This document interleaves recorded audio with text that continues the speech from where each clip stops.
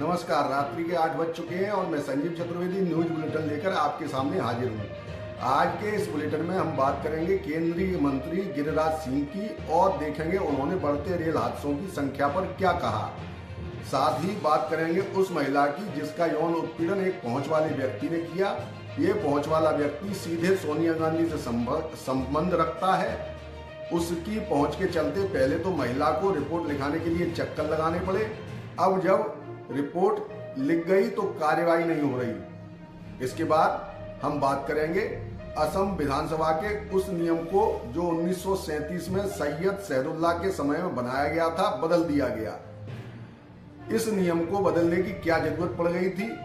और साथ ही बात करेंगे मध्य प्रदेश में कांग्रेस अध्यक्ष जीतू पटवारी की जिनके ऊपर लाठियां बरसाई गई, उनको लाठियां क्यों खानी पड़ी।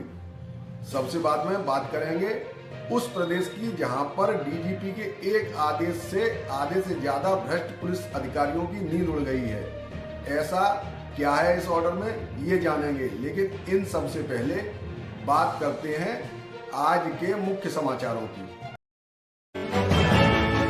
बांग्लादेश के विदेश मामलों के सलाहकार का बड़ा बयान। शेख हसीना को लेकर भारत और बांग्लादेश के रिश्तों में खटास आ सकती है।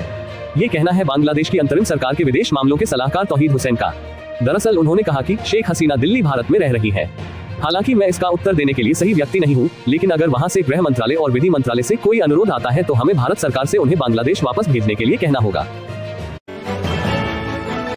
मोदी ने महिला अपराध पर जताई चिंता। उच्चतम न्यायालय अपने स्थापना के 75 वर्ष मना रहा है और देश संविधान लागू होने के 75 वर्ष मना रहा है। इस अवसर पर मोदी ने कहा, महिलाओं के खिलाफ अपराध गंभीर चिंता का विषय। सीजेआई के सामने पीएम मोदी बोले, न्याय प्रक्रिया में तेजी जरूरी।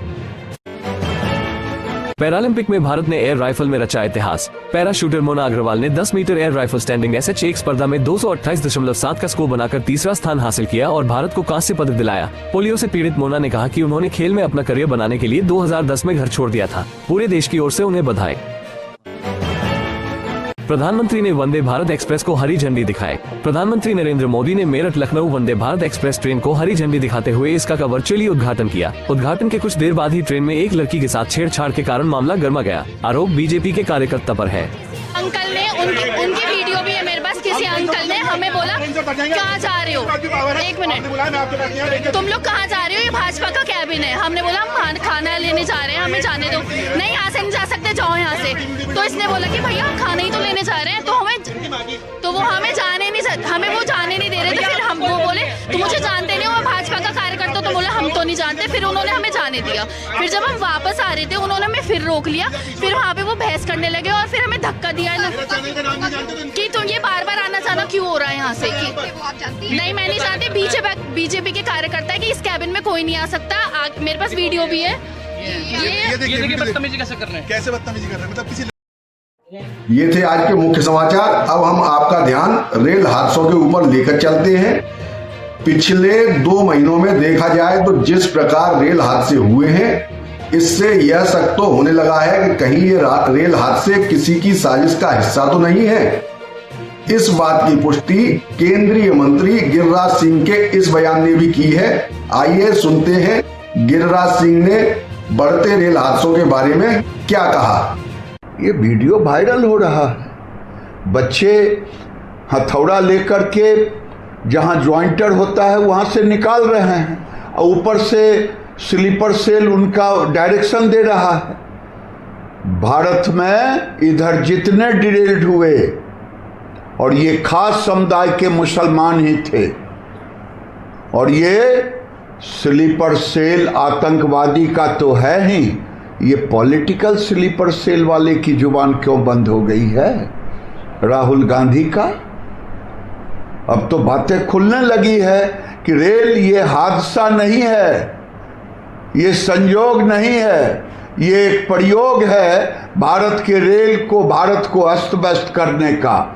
इस समय न राहुल गांधी की जुबान खुलेगी, न लालू यादव की, न तेजस्वी की, न और किसी टुकड़े टुकड़े गैंग का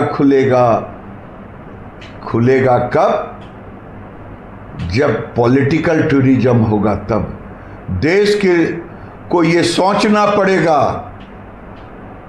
कि ये समुदाय इतना लाखों किलोमीटर से ऊपर रेल की लाइन, ये वहीं क्यों हो रहा है जहां जहां मुस्लिम आबादी होती है।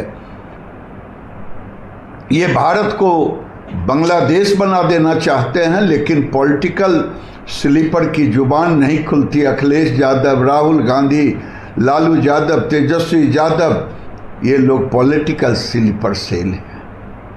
ये तब बोलेंगे जब हादसा हो जाएगा, तब बोलेंगे। अब आपको लेकर चलते हैं कांग्रेस की सबसे ताकतवर महिला सोनिया गांधी के करीबी का नाम एक महिला के यौन उत्पीड़न में सामने आ रहा है। महिला का आरोप है कि यौन उत्पीड़न करने वाले शख्स के रसूख के चलते पहले तो उसकी रिपोर्ट ही नहीं लिखी, उसे काफी चक्कर लगवाए गए। अब जब रिपोर्ट लिख ली गई है तो कार्यवाही नहीं की जा रही है। आइए अपने दर्शकों को उस महिला की आप बीती सुनवाते हैं। मैं आज बहुत ज़्यादा दुखी और परेशान होकर के ये वीडियो बना रही हूँ। सोनिया गांधी के पीए पीपी माधवन ने मुझे शादी का झांसा दे करके मेरा बलात्कार किया, जिसकी एफआईआर दर्ज मैंने उत्तम नगर थाने में दे दी है। पुलिस उसको लगातार बचाने का प्रयास कर रही है। आज तक मुझसे सबूत नहीं मांगा गया। मेरे केस की आयु बदल दी गई, मुझे बताया नहीं गया। मेरी चार्जशीट पेश कर दी गई, मुझे बताया नहीं गया।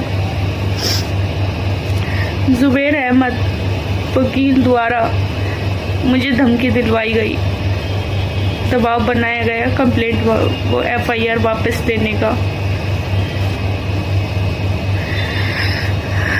पुलिस पे मुझे बिल्कुल विश्वास नहीं रहा।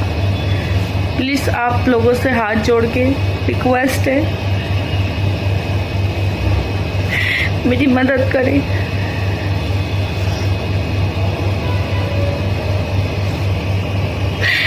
गुजारिश है आप लोग सिर्फ प्लीज मेरी मदद कीजिए।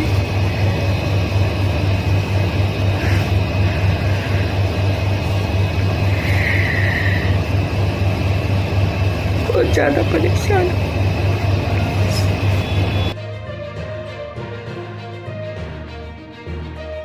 वहां मामला कांग्रेस से संबंधित है, लेकिन यहां कार्रवाई कर दी गई है। हम बात कर रहे हैं असम विधानसभा की, जहां पर उस नियम को बदल दिया गया है जो 1937 में सर सैयद सदुल्लाह के समय में बनाया गया था। इस नियम को क्यों बदला गया, इसका उत्तर असम के सीएम हेमंत बिस्वा शर्मा ने मीडिया के सामने दिया। आइए उनसे सुनते हैं ऐसा क्यों किया गया है। 1937 में असम में मुस्लिम लीग का शासन था।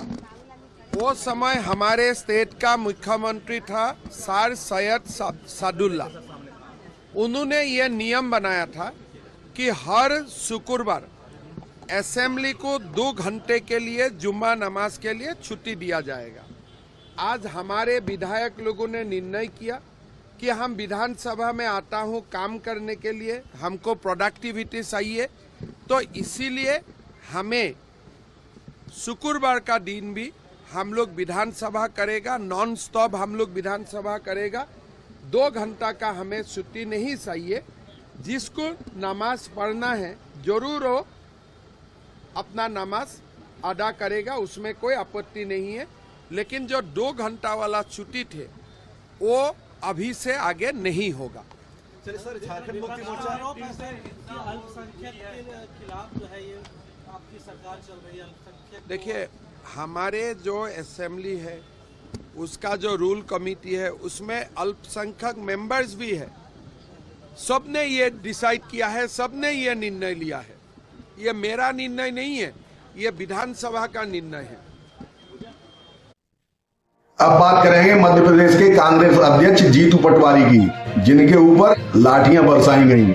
उनको लाठियां क्यों खानी पड़ी? दरअसल पटवारी कटनी के जीआरपी थाने में एक दलित महिला और उसके नाती को 10 महीने पहले बेरहमी से पीटे जाने का वीडियो अभी 2 दिन पहले वायरल होने के बाद से मध्य प्रदेश सरकार पर हमलावर है। पार्टी के विरोध के कारण जीआरपी थाने से आरोपी महिला थानेदार और प्रकरण में सहायक कुछ पुलिसकर्मियों को लाइन अटैच कर दिया गया है, लेकिन कांग्रेस इस कार्यवाही से नाखुश है। उनकी मांग है कि दोषी पुलिसकर्मियों को बर्खास्त किया जाए, जिसको लेकर जीतू पटवारी ने मुख्यमंत्री मध्य प्रदेश के आवास का घेराव करने का ऐलान।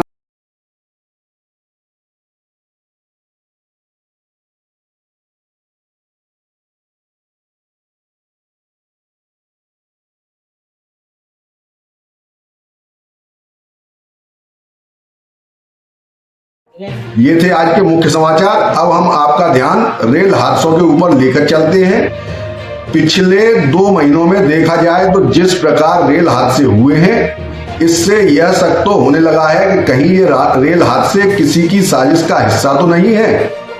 इस बात की पुष्टि केंद्रीय मंत्री गिरिराज सिंह के इस बयान ने भी की है। आइए सुनते हैं गिरिराज सिंह ने बढ़ते रेल हादसों के बारे में क्या कहा।